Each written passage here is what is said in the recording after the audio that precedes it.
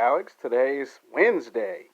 And I promise you that I will do another big video project sometime Friday at the Grove. Now, this is going to be part two of picking up where I left off. But before I get started, I gotta do some shout outs. You know how I do in my YouTube videos, before I can even get to the video subject and what the video is about, I have to give out some shout outs. Okay, I gotta show some respect. I gotta say thank you to this black man who was driving the truck at the gas station. Apparently, he saw my YouTube videos and he said hi to me, so thank you. I appreciate that. That's a black man.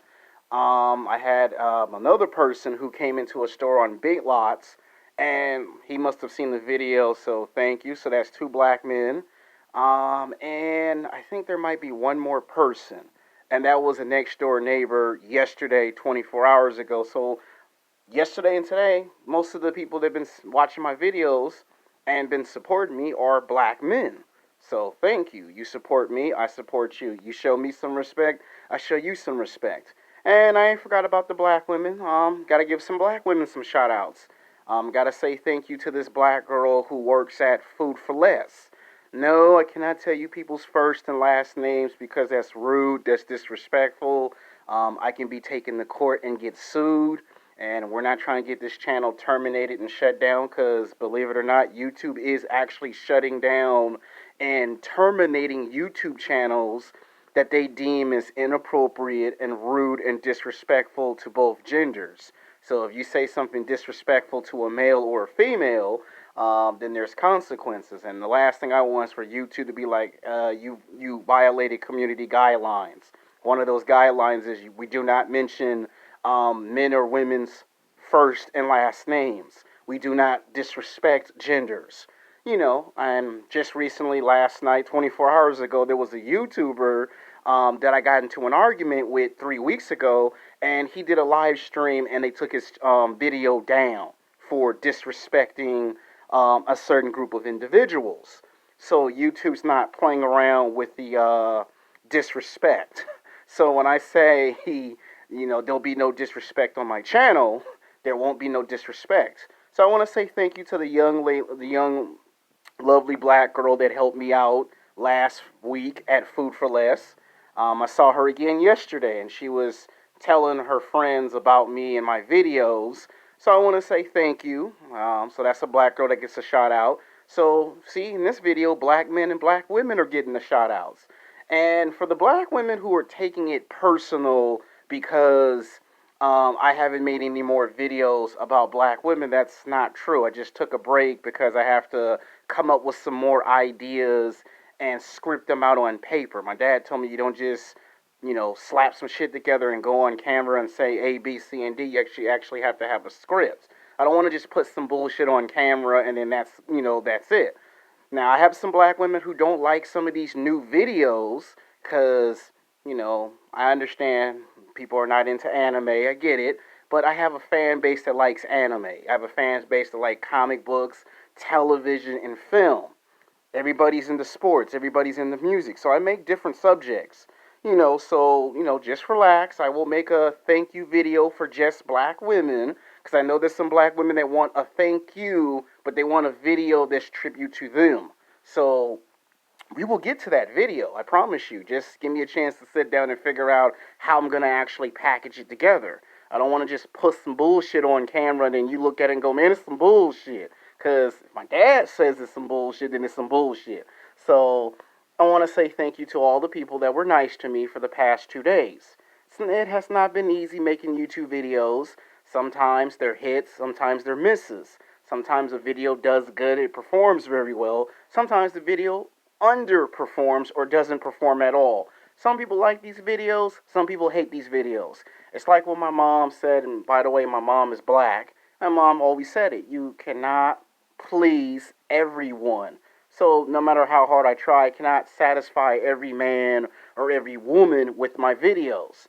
You see me in person and you give me a negative reaction, you have a problem. Because if I was somebody else, you wouldn't trip like that. So stop tripping. Alright, come to the YouTube video. It's going to be called Sex Game. Top 8 Best Anime Fights in Dragon Ball Z. Dragon Ball Super, and Dragon Ball GT.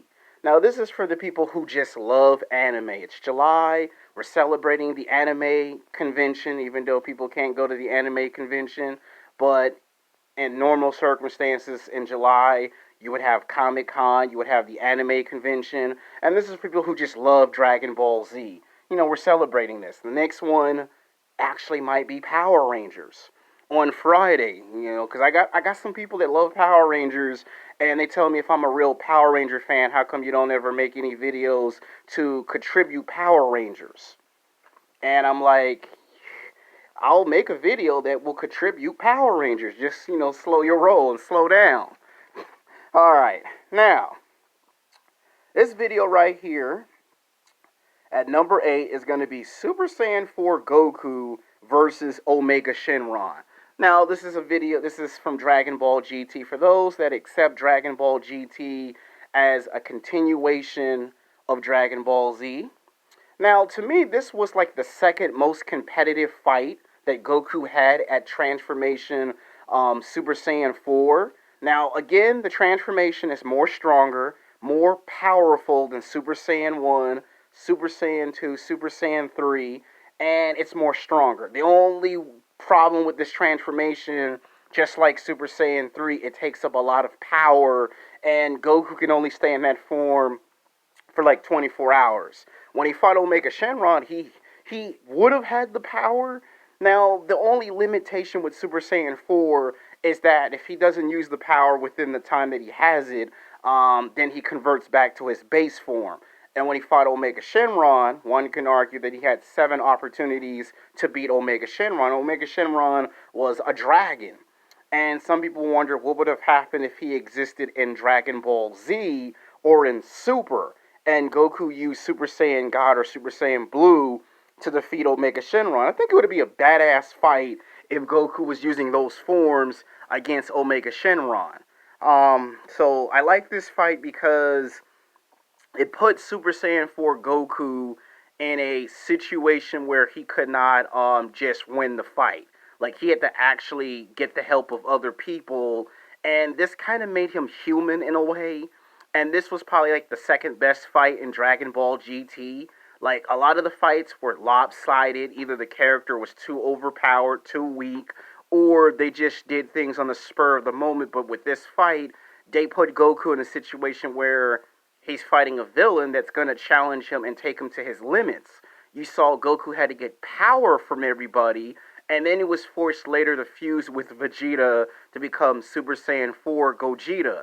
And even that still wasn't enough. So you could see how you see the strengths, but you also see the weaknesses of Super Saiyan 4. But the fight itself was good.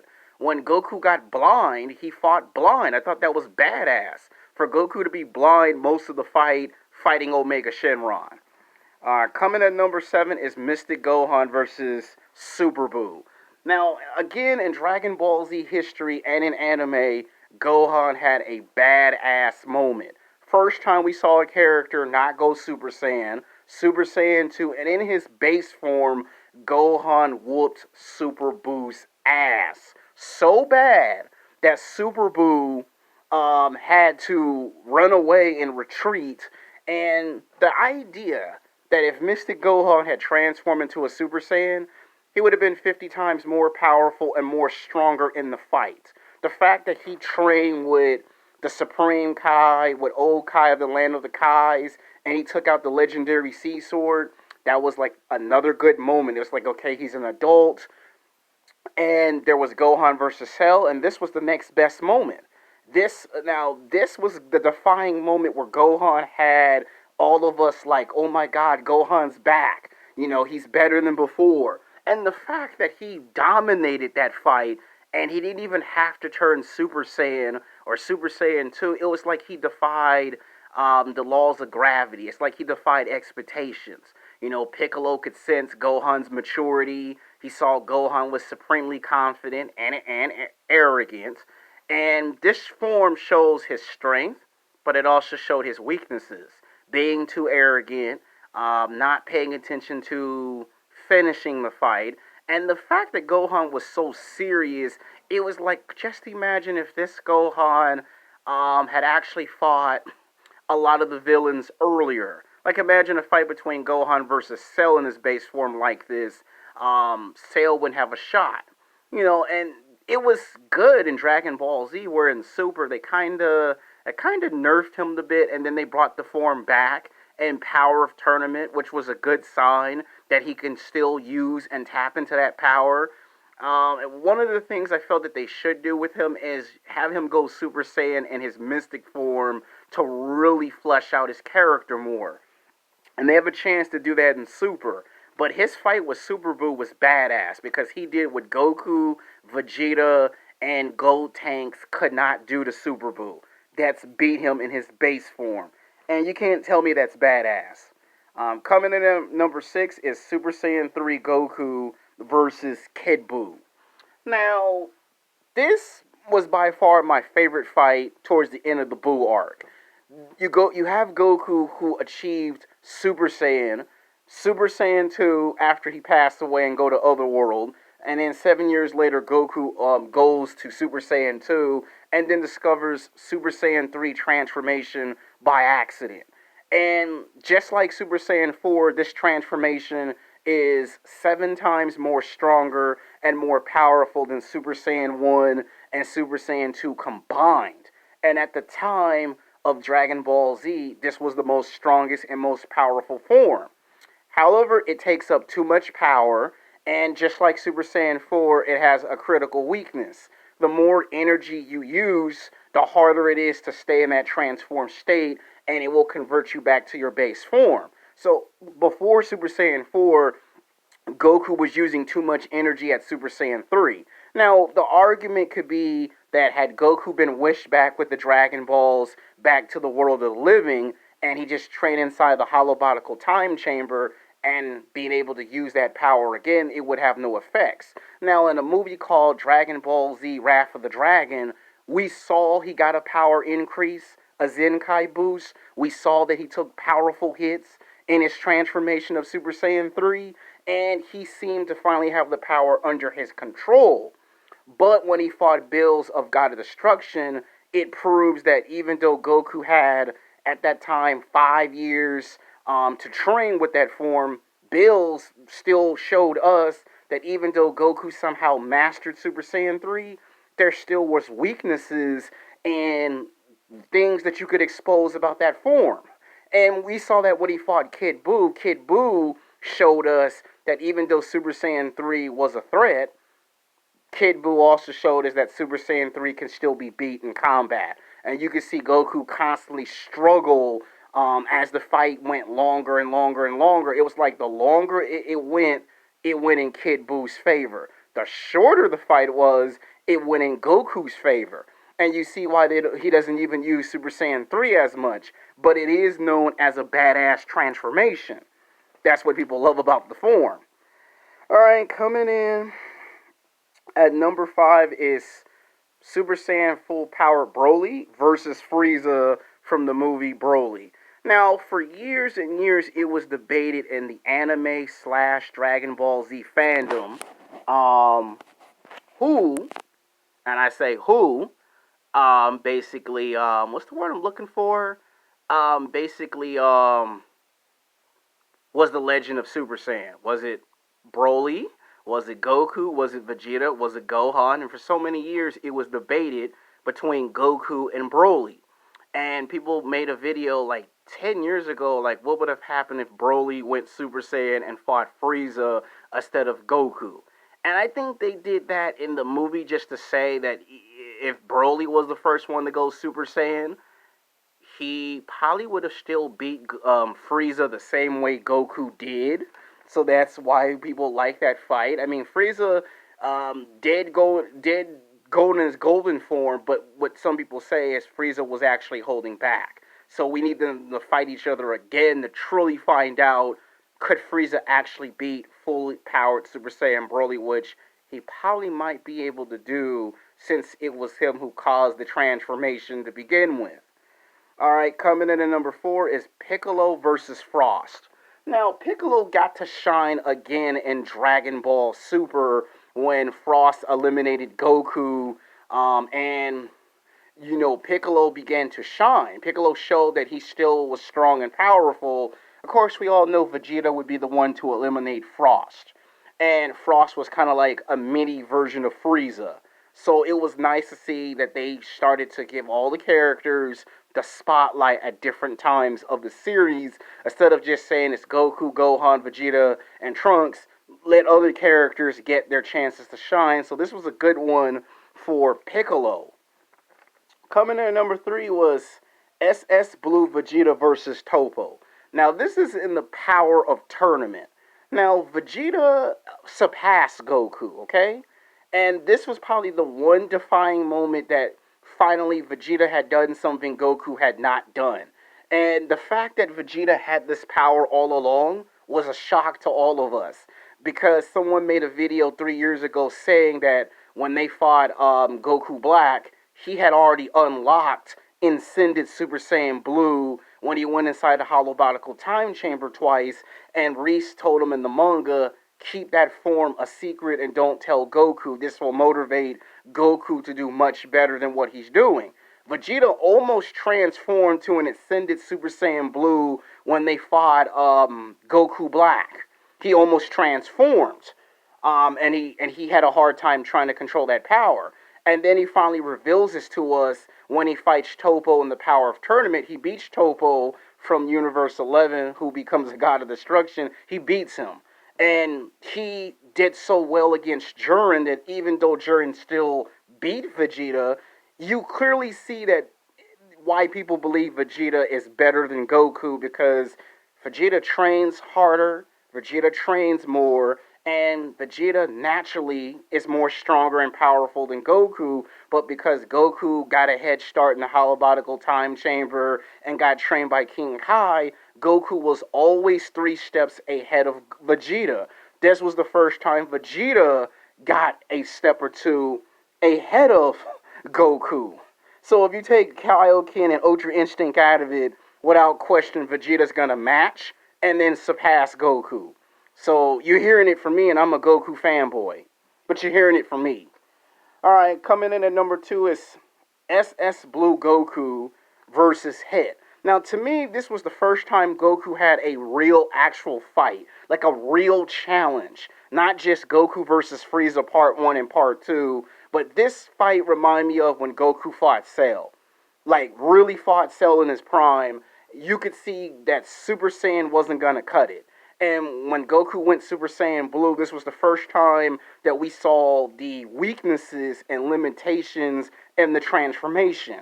And when Goku went Kaioken times 10 in his Super Saiyan Blue form, just so he could stay ahead against Hit, it showed that Hit was kind of like a cross between Cell with a mixture of some Piccolo. And it was like, what if Goku fought Cell in a rematch? And we kind of got our question answered. Goku kind of quit the same way he did against Cell. Like, those are 2 fights that most anime / Dragon Ball Z fans will never forget.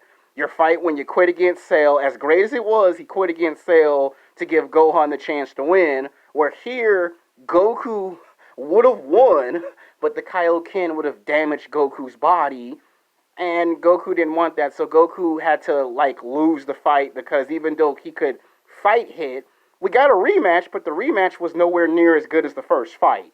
So the first fight is the first time we saw Goku truly lose to an opponent that where even if he had the advantages, he couldn't beat Hit in that first fight. The rematch ended in a tie.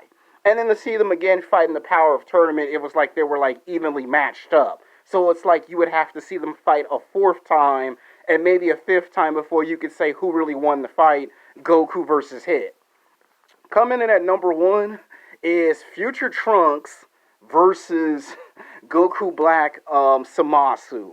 Now, in Dragon Ball Super, this was a chance to finally make someone else the main character of a story arc. Someone else becomes the hero. And that was Future Trunks. I mean, of course, he had to get a new jacket. They made him grow his hair out longer. It was Trunks meets Trunks from the present timeline. The concept of time travel was brought back. And this was the first time that you had Goku, you had Vegeta, and they were not able to stop a powerful villain. This was the first time Bill's God of Destruction wasn't going to be able to stop a powerful villain. And it came down to only one person can do it, and it was Future Trunks. Now, some might say Zeno was the one who actually won because Trunks won the physical outcome, and, Zeno got beat. I mean, Zeno didn't get beat, but he came down and kind of saw everyone was going to lose. So, in a way, you can kind of say Trunks is the hero because he got Super Saiyan Rage. And the fact that we saw that the strength had its limitations was good. They immediately showed us what its strength and what its limitations is. And I do believe that this is like another way of tapping into the Super Saiyan God without the ritual. I believe Trunks will eventually do what Vegeta did, go Super Saiyan Blue. Maybe in a future anime video, like somewhere in September, I might make the top 5 things I want to see in the second half of Dragon Ball Super. Things I feel like that should actually happen in the second half. So this was to finish the anime series for those that love anime and love Dragon Ball Z. And I gave out some thank yous and some shout outs. Now, the next one will be a back to back video, but that will be a thank you to black women. So that way we can kind of ease the tension out of the air because there's some people who, they have an issue with some of the videos I make and things of that nature. And, that'll be a video to address that once again so we can, basically have this nip in the bud so we can get on to good content and have fun. It's summertime. So until then, peace.